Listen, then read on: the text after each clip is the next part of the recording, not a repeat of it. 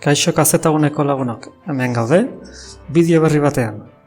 Oraingo honetan, GIMP programa hautapenak egiteko eskaintzen dizkigun tresna ezberdinak ikusiko ditugu. GIMPek tresna ezberdinak eskaintzen dizkigu hautapen bat egiteko. Horietako edozein erabili daiteke kasu guztietan, baina, kasuaren arabera, batzuk aproposagoak eta erabiltzeko errazagoak izan daitezke. Erabiltzaileak baloratu eta erabaki beharko du kasu bakoitzean zein den egokiena.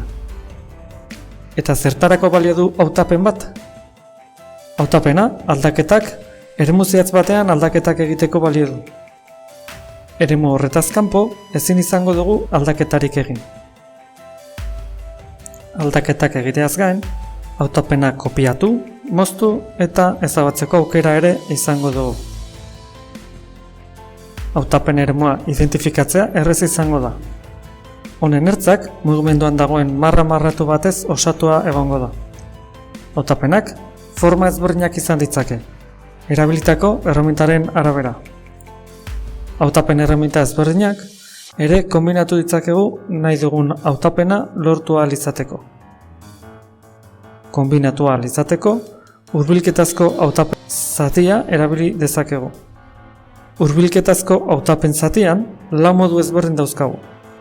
Hautapena ordeztu edo berria, gehitu, kendu eta azkenik gurutzatu. Lehen moduarekin beti egindako hautapena hautapen berri bat izango da. Aldez aurretik hautapena eginda badukagu ere, egindako hautapena izango da geratzen den bakarra. Aurreko hautapena deseginez. Bigarrena, gehitu modua. Aldez aurretik daukagun hautapenari, hautapen berria gehituko dio.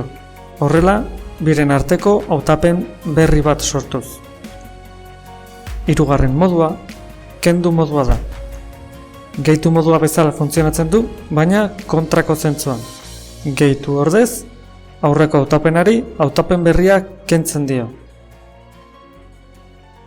Laugarren eta azken modua, hautapen gurutzatua da. Aurreko hautapena eta hautapen berriak bat egiten duten gunea hautapen berria osatuko du. Hautapen moduak ikusi ondoren, hautapen tresnekin hasiko gara. Lehenengoa laukizuzena da. Laukizuzen formako hautapenak sortzen ditu.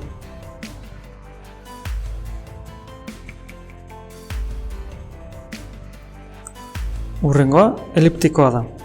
Borobil edo elipse formako hautapenak sortzen ditu.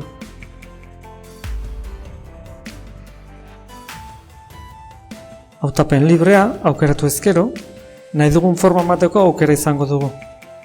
Xaguaren ezker botoia sakatuz, askatzen ez dugun bitartean, nahi dugun forma emango diogu.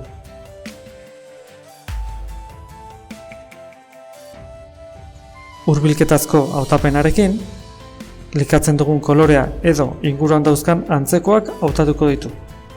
Inguruan ez badaude, ez ditu hautatuko.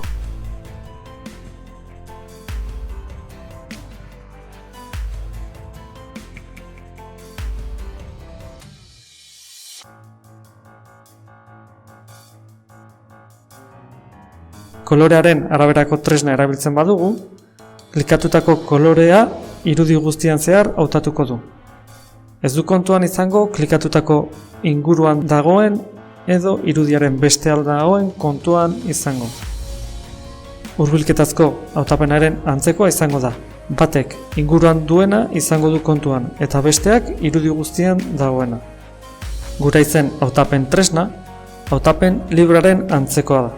Baina, kasu honetan, hautapenari forma emateko, forma osatuko duen puntu ezberdinak klikatzen sortuko da.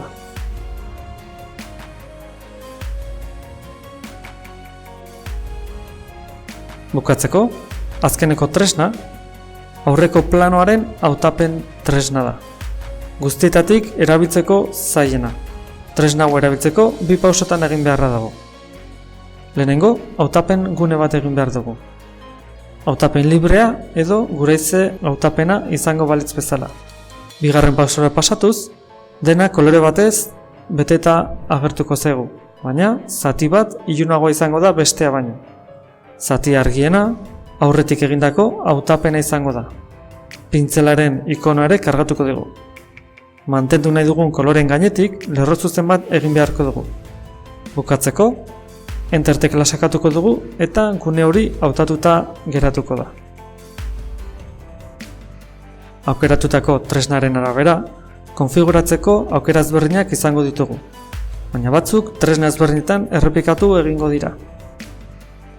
Horietako bat, muga izango da.